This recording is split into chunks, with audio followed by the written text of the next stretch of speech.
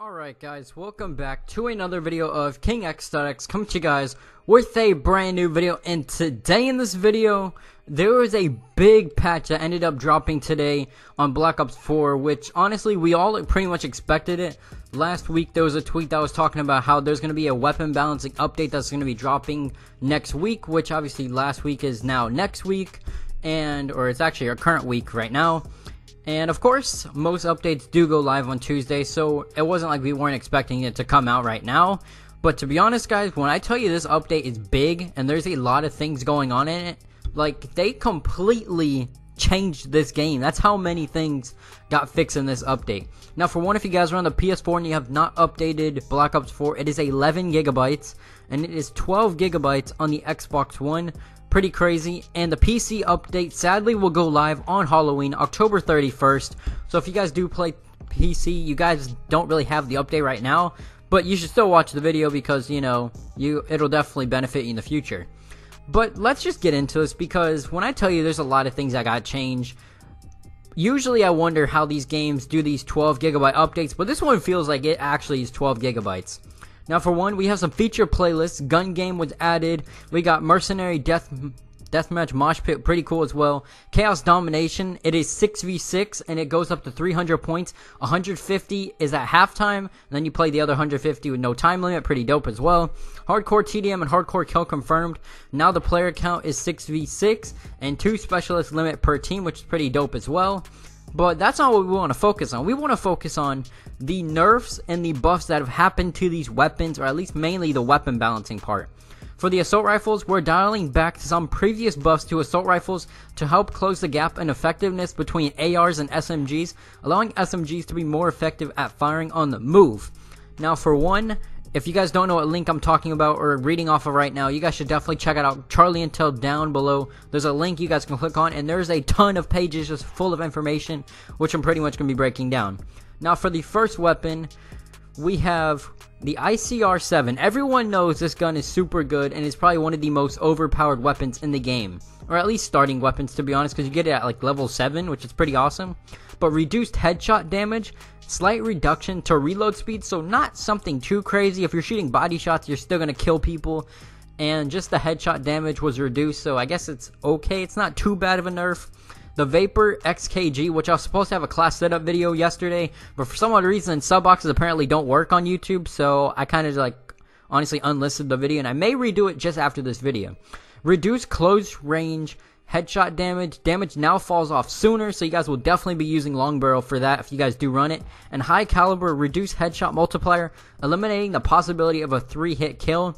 Now it's at least a 4-hit kill, sadly, so there's no 3-hit kill or any possibility of getting one, unless the person's obviously severely damaged, which I guess in that case it would work. Now for the SMGs, mobility is the primary strength of SMGs, speeding across the map to engage or disengage quickly. Some of the close range SMGs were performing quite well, while others struggle to compete with the rest of the category. This week's balancing pass levels the playing field between the SMGs. Now we have 4 SMGs that ended up getting nerfed, or possibly even buff. The MX-9 extended all damage ranges, high caliber reduces headshot multiplier, eliminating the possibility of a 4-hit kill. So it was almost like a little trade-off of a nerf and a buff, extending all damage ranges, which is awesome, because you could actually, you know, get more damage off from different ranges, which is awesome. But also, high caliber reducing a headshot multiplier is not that great either. The CORDITE, we have extended all damage ranges, which is pretty awesome. And belt feed operator mod increases overheat rate, so a little bit of a nerf there as well, but it's not too bad to be honest. The GKS, by far probably my favorite SMG, the quad shot operator mode, or operator mod, slight time increase in between burst, so it's not going to be as effective if you guys are using that 4-round burst mod on it. But to be honest though, the gun doesn't even need that, and it's kind of just like if you want to use it, you could use the type of thing.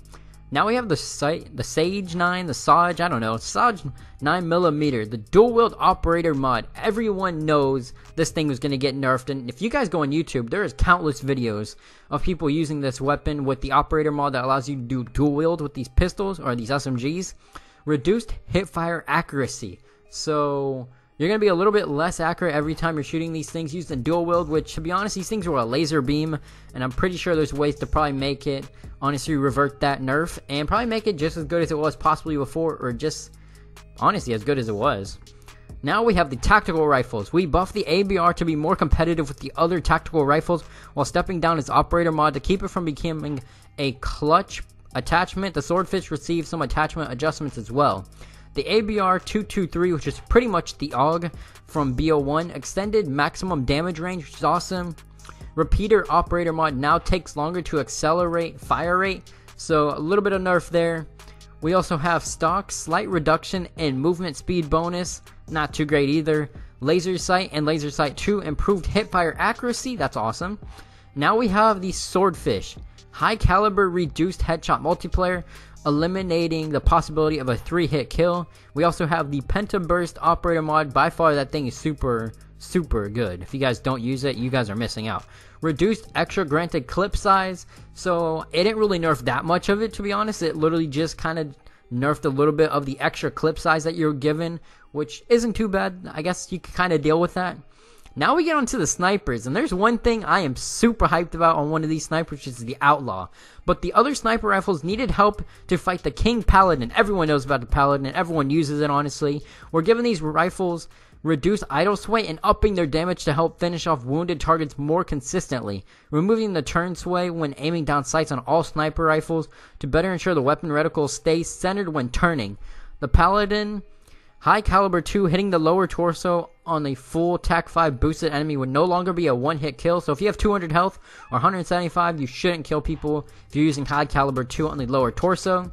FMJ 2 improved damage against score streaks, awesome as well, it's pretty good.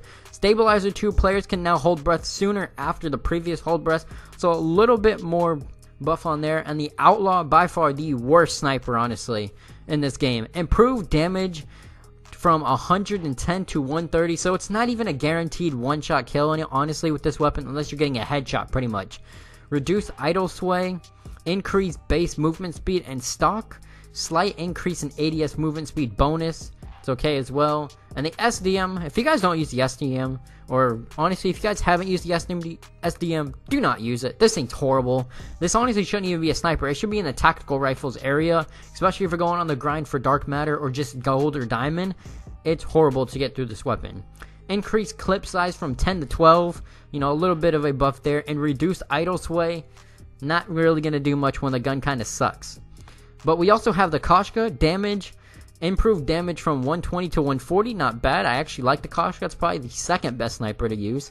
And also the stock attachment, slight increases in ADS movement speed bonus, awesome as well. Now we get into the LMGs, the pistols, and honestly the shotguns. So for one, the LMGs, some in the community have discovered that the Titan and the VAPR-750 are extremely effective weapons.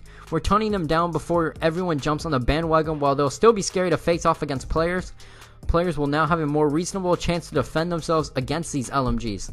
The Titan reduced headshot damage, reduced hipfire accuracy, and the stock attachment reduced ADS movement speed bonus. For the VAPR-750, reduced movement speed while firing, reduced damage slightly, so a little bit of a nerf there. And the fat barrel operator mod, reduced bullet tracer size. Now for the Hades, we have the crossbar operator mod, reduced movement speed and accuracy. And we also have the steady grip attachment, improved recoil, mitigation. I'm not 100% sure what they mean by that, but there is a little bit less recoil, I'm assuming, if you guys are using steady grip.